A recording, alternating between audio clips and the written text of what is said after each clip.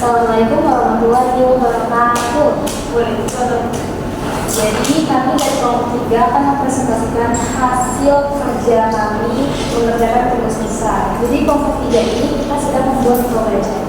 Jadi perkenalkan, saya Roza Asmina Rahmani dengan nomor 12411 di STMPK dari program studi fisika.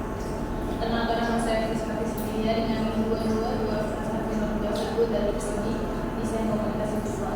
Perkenalkan, saya Dina Samira dengan nomor 1241023 dari prodi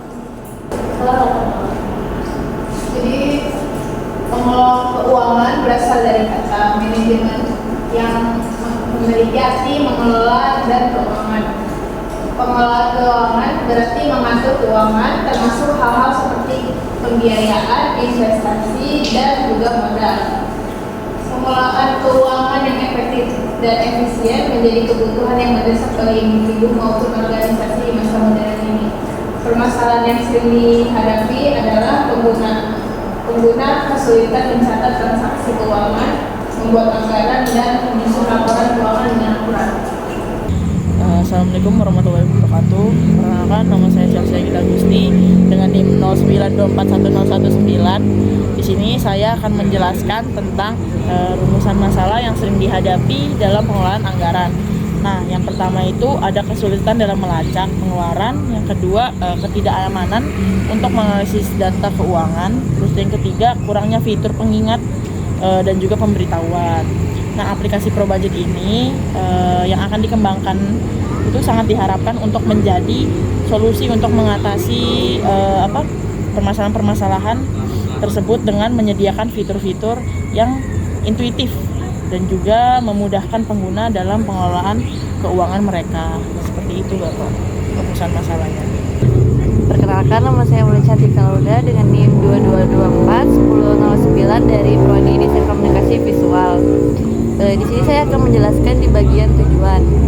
Jadi tujuan dari pengembangan aplikasi ProBudget adalah untuk menyediakan solusi yang komprehensif dalam pengelolaan anggaran bagi individu dan juga organisasi. Jadi bertujuan untuk menyediakan sistem pencatatan dan pelacakan pengeluaran yang sistematis. Yang kedua itu memfasilitasi analisis data keuangan secara otomatis sehingga pengguna dapat dengan mudah mengenali pola pengeluaran, mengidentifikasi dua area yang perlu diperbaiki, dan membuat keputusan keuangan yang lebih bijak. Yang ketiga itu fitur pengingat dan pemberitahuan keuangan untuk membantu pengguna menghindari keterlambatan pembayaran, denda, dan menjaga stabilitas keuangan pengguna. Yang terakhir yaitu meningkatkan literasi dan kebiasaan keuangan yang baik dengan mendorong pengguna. Pencapaian dan sasaran dapat menghasilkan laporan lengkap meliputi pemasukan, pengeluaran, saldo, dan persentase pengeluaran terhadap pemasukan. Dapat menyimpan data transaksi, juga sudah disertai dengan fitur login yang dimana hanya pengguna yang dapat mengakses histori transaksi. Rencana pengembangan berikutnya adalah menambahkan fitur validasi input untuk memastikan pengguna hanya dapat memasukkan data yang sesuai dengan format yang diizinkan. Beberapa fitur yang bisa ditambahkan untuk mengembangkan program yaitu diantaranya kategorisasi pengeluaran yang lebih fleksibel, pengingat tagihan, analisis pengeluaran sederhana, notifikasi dan peringatan, dan mode offline. Kendala teknis yang kita alami selama pembuatan tugas besar ini adanya kesulitan dalam memahami implementasi kode yang digunakan oleh penyelenggara. Terus ada beberapa langkah yang menghasilkan error dan output yang tidak sesuai dengan yang diharapkan. Ada kesulitan dalam debugging dan penanganan kesalahan sinkron. Kendala teknis adalah kurangnya pemahaman terhadap konsep dasar pemrograman, adanya ketergantungan pada tutorial online tanpa usaha untuk menemukan proses penyelenggara, dan terdapat anggota yang kurang aktif dan tidak berkontribusi dalam pengerjaan tugas. Kita ke flowchart yang akan dijelaskan oleh Kim. Yang pertama ada proses login. Kita memulai daftar, musik input. Itu pengguna memasukkan username dan password, lalu validasi data. Jika berhasil akan lanjut ke menu utama, jika tidak akan menampilkan pesannya. Selanjutnya proses untuk transaksi pemasukan dan pengeluaran. Setelah masuk ke menu utama tadi, kita masuk ke input di jumlah. Itu memasukkan jumlah seberapa besar kita melakukan pengeluaran dan pemasukan. Lalu apakah angkanya valid atau tidak? Jika valid, kita pilih transaksinya. Lalu akan dilakukan simpan data. Jika tidak valid, akan melakukan pesan. Untuk selanjutnya proses laporan itu kita mulai dengan baca data transaksi. Jika data tersedia, akan menampilkan tabel dan grafik. Jika tidak, maka akan muncul pesan tidak ada data. Ini untuk flowchart keseluruhan. Kalau yang sebelumnya tadi satu persatu kita tidak sebelumnya. Hasil akhirnya jadi ini tampilan awal kita di dalam aplikasi kita yang nampilin ada untuk masukin username dan password. Di tampilan login kalau misalnya ini username sama password yang benar, kalau yang sebelah sana username dan password yang dimasukin salah. Nanti akan menampilkan message box. Nah, message box-nya ini kalau misalnya benar password sama username-nya akan nampilin message box-nya kayak gini, dan kalau misalnya salah akan nampilin message box sebelah sana ya username password atau salah. Terus dia nanti akan kembali ke login dan minta username sama password yang benar. Lanjut, kalau misalnya benar akan ke jendela menu itu ada begini. Jadi ada text box untuk data, terus ada 4 button yaitu pemasukan, pengeluaran, laporan, dan uang. Bisa kita coba input 50.000. Jadi kalau misalnya di sebelumnya ini kan ada pemasukan, button pemasukan dan pengeluaran. Kalau misalnya kita pencet salah satu yang nanti kalau berhasil, dia akan menampilkan message box yang seperti ini. Ini sukses sebagai untuk pengeluaran. Kalau message box, kita pengeluaran yang akan berhasil. Terus kalau ini pemasukan. Ini kalau misalnya kita masukin di text box atau jumlah inputan itu berupa huruf atau dengan lain yang tidak terdeteksi di program kita akan menampilkan message box error, yaitu jumlah yang dimasukkan tidak valid. Terus ini kalau misalnya kita pencet ini ke button laporan, maka akan menampilkan jadi ada saldonya, terus ada histori transaksi, ada tanggal, jamnya juga, tipenya ada pengeluaran, pemasukan, dan juga terus di sini ada grafik pemasukan, sisa saldo, dan terus kalau misalnya kita pencet button keluar yang tadi, nih yang terlihat yang bawah, maka akan menampilkan disebut terima kasih. Kalau misalnya oke, maka aplikasinya akan tertutup selesai. Terima kasih. Dan menampilkan pembahasan tentang source code-nya sama model aplikasi.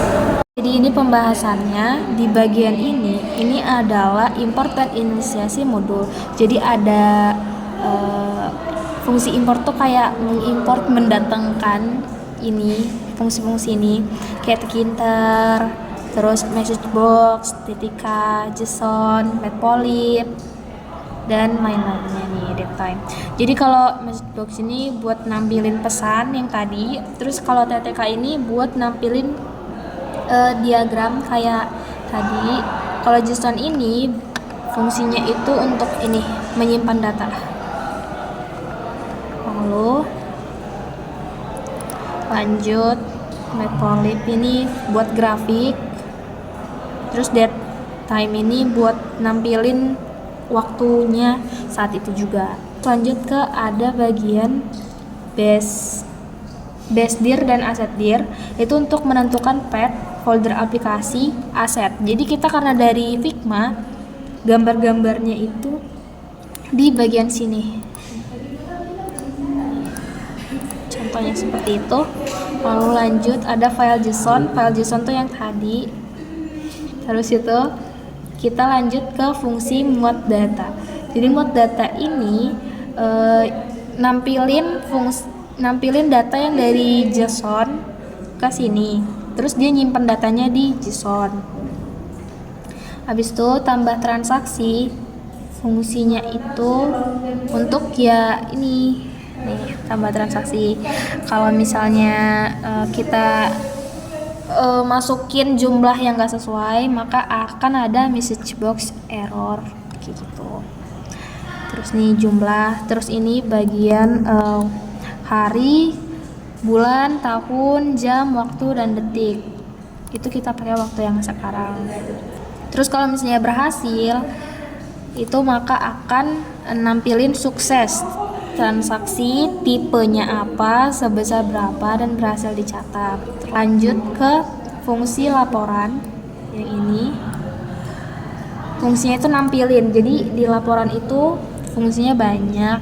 Ini kita buat pertama jendela laporannya, terus ini kanvasnya, dan dia akan nampilin dari aset nih, dari aset background laporan. Terus nanti di sini mulai ini bagian tampilin saldonya, pemasukan dan pengeluaran tabelnya nih.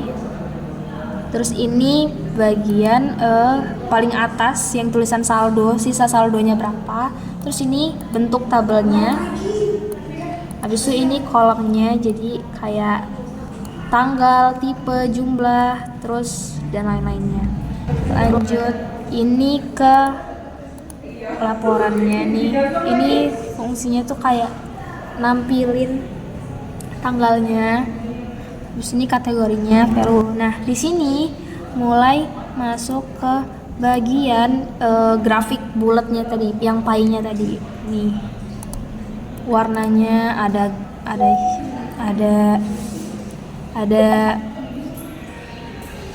hijau, merah, biru. Sini lanjut kembali ke menu. Jadi kalau misalnya sudah kita pencet nih, kita buat button baru yang tulisannya kembali. Nah, kalau misalnya dipencet itu button, maka bakal kembali ke menu. Terus ada button keluar aplikasi. Jadi kalau misalnya kita pencet buttonnya, maka akan menutup seluruh jendela nih, window quit. Terus ini loginnya kita memakai password Vanessa23, username-nya Vanessa23, terus passwordnya hemat you. Tuh. Nih, kalau misalnya valid, maka akan menampilkan message box sukses, selamat datang di dalam aplikasi, dan masuk ke Windows 1. Windows 1 itu menu. Nih. Terus dia akan top level dan kayak jendela loginnya akan hilang. Tuh. Terus ini adalah bentuk di dalamnya jendela menu itu ada background, terus nih background, terus entry inputannya text box, terus image 0 itu ada button keluar, button laporan, button pengeluaran, button pemasukan gitu. Lanjut ini window aja, ini berarti dia jendela login yang tadi. Ini semuanya nih. Ini background login, text box username, terus ada text box password login, dan entry bagian button login itu masuk tulisannya. Sudah nih transaksi muat data dan oke. Kita next akan masuk ke demo aplikasinya. Oke, ini demo aplikasinya. Kita akan jalankan dan akan menampilkan jendela login. Terus kita masukin Vanessa23 dan passwordnya hemat itu. Terus kita pencet ke masuk. Nah, akan menampilkan message box sukses, selamat datang di dalam aplikasi. Kita tekan OK dan akan lanjut ke jendela menu. Jadi di sini ada text box buat entry atau masukin input jumlah yang mau, ada tombol pemasukan, terus ada tombol pengeluaran, laporan, dan keluar. Kita coba masukin 50.000. Sebagai pemasukan, kita tekan tombolnya, maka akan menampilkan message box transaksi pemasukan sebesar 50.000 berhasil dicatat. Terus kita akan oke, maka akan menunya ini akan terrefresh kembali. Lanjut kita coba ke 50.000 untuk pengeluaran. Kita pencet pengeluaran, sama dia akan menampilkan tapi transaksi sukses dicatat sebagai pengeluaran. Nah, terus kalau misalnya kita contoh tidak memasukkan sesuai dengan ketentuan, kayak huruf kita masukin ini, kita coba ke pemasukan, maka dia akan menampilkan message box error, jumlah yang dimasukkan tidak valid, seperti itu. Nah, oke, lanjut kita ke laporan. Nah, laporan ini akan menampilkan kayak gini, saldonya sisa 2.570, dan di sini itu adalah nampilin apa aja yang selama ini kita catat gitu.